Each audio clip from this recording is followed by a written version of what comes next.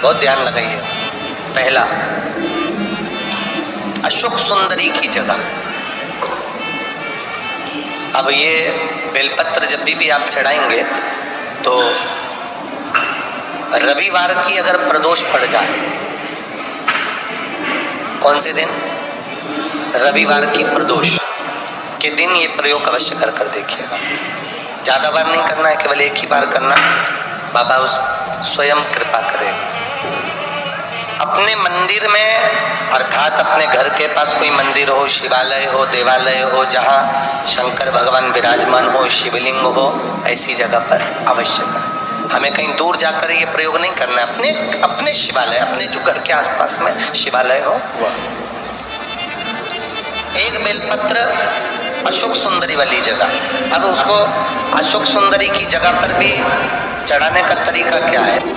जब हम बेलपत्र चढ़ाएंगे तो उस बेलपत्र को चढ़ाते समय आपकी जो बेलपत्र की डंडी है वो बेलपत्र, रविवार प्रदोष के दिन का ये उपाय है महाराज। ये बेलपत्र की जो डंडी है, इस डंडी का भाग शिवलिंग की ओर होना चाहिए। ये जो डंडी है इसका भाग अशोक सुंदरी पर जब चढ़ाएंगे तो शिवलिंग की ओर इसका भाग होगा महाराज। दूसरी, बेलपत्र को जब हम समर्पित करेंगे, जया विषहरा शामरीवारी दौतली देव, मान लो जलाधारी ऊपर नहीं है शंकर जी के, तो उसका स्मरण कर कर पांचों कन्याओं का नाम लेकर जया विषहरा शामलीवारी दौतली देव, इनका स्मरण कर कर शंकर भगवान के शिवलिंग पर बेलपत्र रखेंगे। बेलपत्र कहाँ रखना है?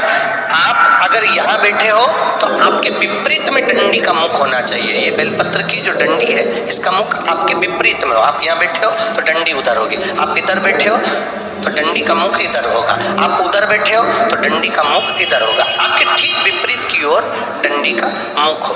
ये दो जगह बेलपत्र समर्पित करने के बाद तृतीय बेलपत्र शिवलिंग की जो जलाधारी है, जहां पर भगवान शंकर का शिवलिंग रखा है, वहां स्पर्श कराकर, केवल छुआना है, स्पर्श कराकर बेलपत्री के पेड़ के नीचे ही कोई कंकर हो, कोई शंकर हो या कोई मिट्टी का ढेला हो, नी हो, तो वहीं मिट्टी को थोड़ी सी ऊंची कर कर एक बेलपत्र बैठकर इस बेलपत्री की डंडी जड़ की ओर, मतलब जो वृक्ष होता है उस ओर इस डंडी का मुख होना चाहिए। ये 3 रविवार के प्रदोष शिवलिंग बनाओ। हल्दी का शिवलिंग, हल्दी का शिवलिंग बनाकर उस पे चंदन का तिलक लगाकर, घी का दिया लगाकर, अपना नाम और गोत्र बोलकर, अपनी कामना कर कर आखा चावल 21 उस हल्दी के शिवलिंग को समर्पित करो। और बाद में शाम के समय उस एक समय फलाहार करना, एक समय भोजन करना, उस शिवलिंग को ले जाकर शाम के समय पानी में विसर्जन करो। केवल 5 या 7 सोमवार कर लो।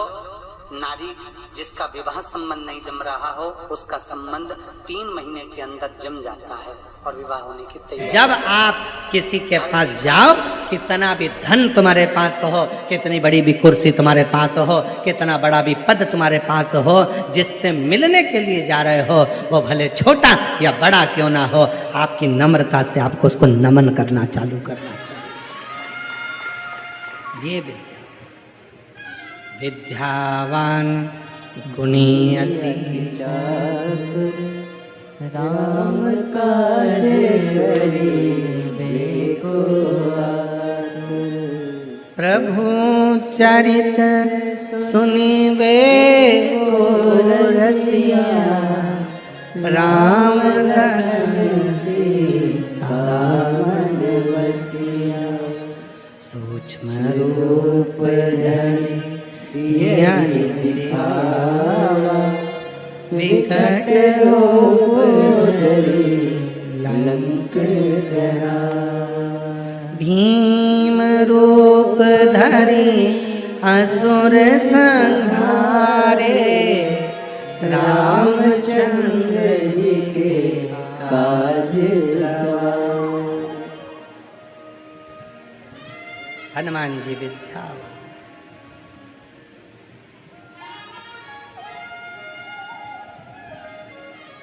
डॉक्टर बनो, इंजीनियर बनो, कमिश्नर बनो, कलेक्टर बनो, एसपी बनो, आईजी बनो, डीआईजी बनो, मंत्री बनो, संतरी बनो, कलंतरी बनो, तुम्हारी मर्जी पड़े जो बनो, पर उसके साथ विद्यावान, गुणी, अति चातुर। उसके साथ सबसे ज्यादा जरूरी है विद्यावान बनना। विद्यावान मतलब कोई भी मिले उससे नम्रता से हाथ जोड़कर नमन कर कर उसका आदर करना, यह विद्यावान की निशानी है, यह विद्वत्ता की निशानी।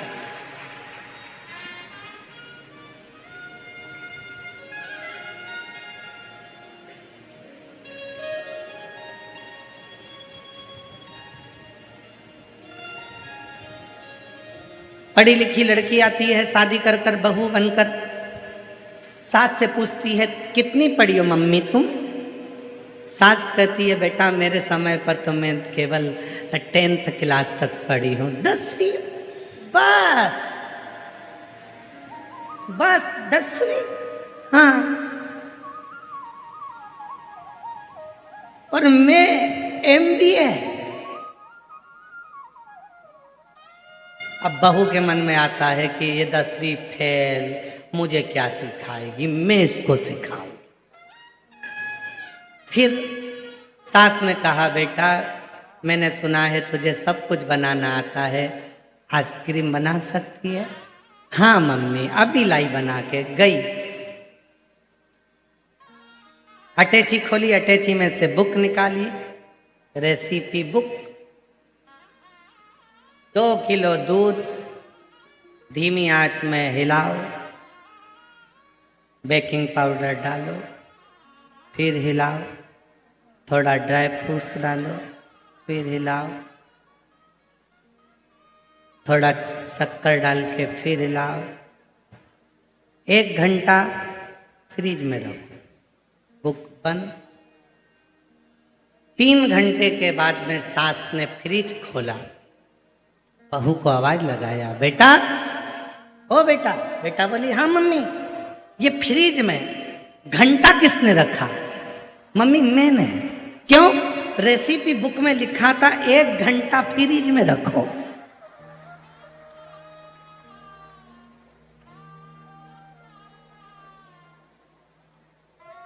सास ने कहा तेरी रेसिपी बुक में लिखा था 1 घंटा फ्रिज में रखो, वो लिखना भूल गया कि जो तूने घोल बनाया है उसको 1 घंटा फ्रिज में रख। तू मंदिर का घंटा फ्रिज में रखिए, मंदिर का घंटा।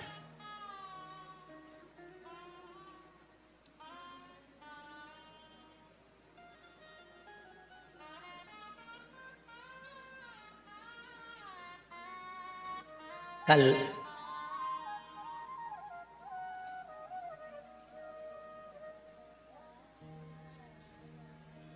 प्रकाश भाई जी धाड़ीवाल जी की धर्म पत्नी श्रीमती दीना माता जी कह रही थी कि गुरुजी मैंने अपने बच्चों से कहा कि पढ़ाई में परसेंटेज थोड़ा सा कम आएगा तो चल जाएगा, पर संस्कारों का परसेंटेज कम नहीं होना चाहिए। संस्कारों का परसेंटेज कम नहीं होना चाहिए। नम्रता, विनम्रता जो हमारे दादाजी ने हमको दी है, जो हमारे ससुर ने हमको दी है, जो नम्रता विनम्रता तुम्हारे पिताजी को मिली है दादाजी से, उनके दादाजी ने उनको दी, उनके पिताजी ने उनको दी, वैसी ही विनम्रता नम्रता अपने बच्चों से मैं कहती हूं कि तुम में भी होना चाहिए। संस्कारों की कमी क्यों हो रही है? 20 वर्ष तक माता पिता अपने बच्चे को राम बनाने की चेष्टा करते हैं। हर माता पिता सोचते हैं मेरा बेटा राम बनेगा, मेरा बेटा राम बनेगा, मेरा बेटा राम बनेगा। 20 साल तक बच्चे को पढ़ाते लिखाते, अच्छे अच्छे कॉलेज में भेजते, बहुत दूर दूर पढ़ने भेजते, अच्छी कोचिंग क्लास में भेजते, दिन रात पढ़ाते हैं और प्रयास करते हैं कि 20 साल तक मेरा बेटा पढ़ेगा, राम बनेगा। और 20 दिन की कुसंगति बेटे को मिलती है और वो राम की जगह रावण बन जाता है। संस्कारों की कमी हो जाती है, सभ्यता की कमी हो जाती है, मर्यादा की कमी हो जाती है, मान की कमी हो जाती है। वो समझ नहीं पाते। सास 10वीं फेल है, बहू MBA BA CA सब कुछ पढ़ी हुई है, फिर भी बहू को सोचना चाहिए कि मैंने किताब की पढ़ाई करी है और मेरी इस सास ने ठोकर खा खा कर अपनी पूरी परिस्थिति को देखकर वो पढ़ाई करी है जो जिंदगी में कोई नहीं कर सकता, इसलिए मेरी उम्र से ज़्यादा मेरी सास की उम्र है। पढ़ाई नहीं, उसकी विद्वत्ता देखो कि मेरी सास में विद्वत्ता कितनी है, मेरी सास में विद्वत्ता कितनी, वो देखो उसकी विद्वत्ता देखिए, उसकी नम्रता देखिए।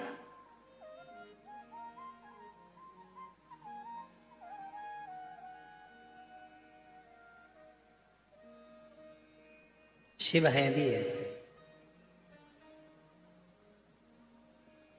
जिसकी प्रतिमा इतनी सुंदर है, वो कितना सुंदर होगा, वो कितना सुंदर होगा। नाम है तेरा तारणहार, कब तेरा दर्शन होगा। जिनकी प्रतिमा इतनी सुंदर, वो कितना सुंदर होगा, वो कितना सुंदर होगा। आप भी बोलो जरा एक बार दिल से बोलो, नाम है तेरा तारणहार, कब तेरा दर्शन होगा। सिरूर की जीजियों आवाज नहीं आ रही है, जीजाओं आवाज नहीं आ रही है, बेटी बेटा बुजुर्ग सब आवाज आना चाहिए। नाम है तेरा तारणहार, कब तेरा दर्शन होगा। जिसकी प्रतिमा कितनी सुंदर, वो कितना सुंदर होगा, वो कितना सुंदर होगा। जब भगवान विष्णु जी कह रहे हैं कि शिव दे सकते हैं, तो भगवान नारायण मना कर रहे हैं, भगवान इंद्र मना कर रहे हैं, नहीं नहीं नहीं वो नहीं दे सकते।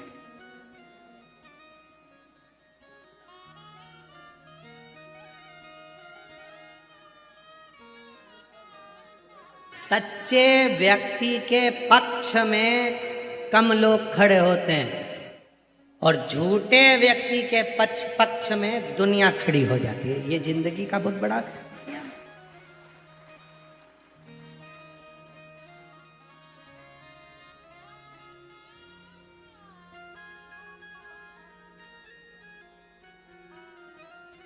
अभी रुद्राक्षोत्सव था, तो रुद्राक्षोत्सव का तीसरा दिन एक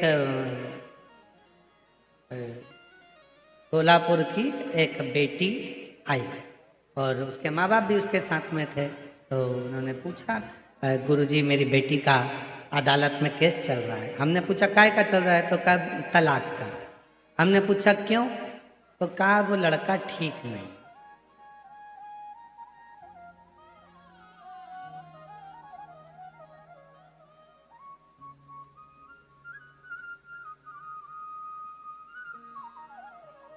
क्या गलती है उसमें? तो कहा वो अपने मम्मी पापा की सुनता है और इसकी बिल्कुल नहीं सुनता। हमने कहा ठीक। और नौकरी करता है कि नहीं करता? करता है। अच्छा बेटा तुम नौकरी करती हो? हाँ। कौन से जगह का? इस बैंक में मैं करती हूँ। ठीक। अब हमने उस बेटी के मम्मी पापा से कहा 2 मिनट के लिए बाहर बैठो। भाई से कहा तू इसके पास बैठ। और हमने उससे कहा बेटा एक बात बता कि अच्छा लड़का मिला है, ठीक है, आज वो अपने माँ बाप की सुन रहा है। जिस दिन तेरे घर में बच्चा होगा और तेरा बच्चा बड़ा होगा, जब तेरे पिताजी के संस्कार उस बच्चे के पिता के संस्कार उसमें आएंगे तो एक दिन ऐसा आएगा कि वो तुम्हारा बेटा भी तुम दोनों की सुनेगा। तब तुम्हें मालूम पड़ेगा कि जीवन में माता पिता की सुनना किसको। इतनी सी बात के लिए कि वो मम्मी उसको भड़का देती है, पापा उसको भड़का देते हैं, भाई बहन भड़का देती है, कोई उसको भड़का देता है। याद रखना, आज के जमाने में कोई किसी को भड़काता नहीं है। आज का जमाना इतना विचित्र है कि सब पढ़े लिखे हैं, सब एजुकेटेड हैं, सब विद्यावान हैं। सबके अंदर ऐसा कोई संसार का बच्चा नहीं है जो पढ़ा लिखा नहीं है। आज के बच्चे को पढ़ने के लिए कोचिंग भेजना पड़ता है। आज के बच्चे को सीए बनना है तो कोचिंग भेजना पड़ता है। आज के बच्चे को यदि कोई अच्छी पढ़ाई कर रहा है तो कोचिंग भेजना पड़ता है। पर आज के छोटे से छोटे बच्चे को मोबाइल सीखने के लिए कोचिंग नहीं भेजना पड़ता, वो तो पैदा होते से चालू हो जाता है।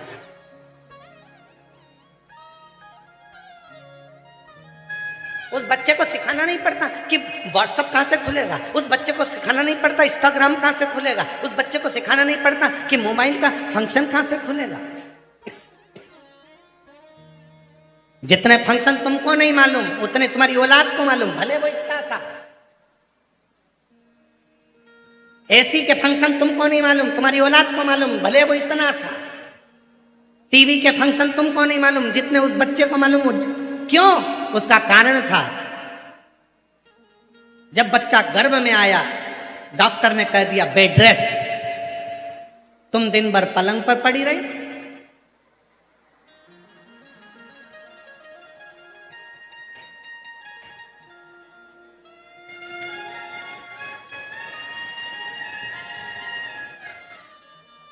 पूरे बेड रेस्ट के टाइम पर तुमने मोबाइल के एक एक फंक्शन को चलाना सीख लिया।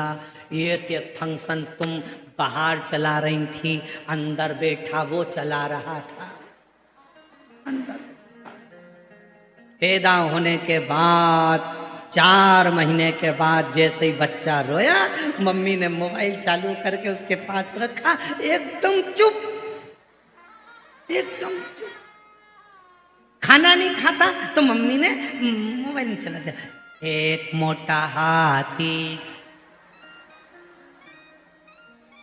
बच्चा चुप।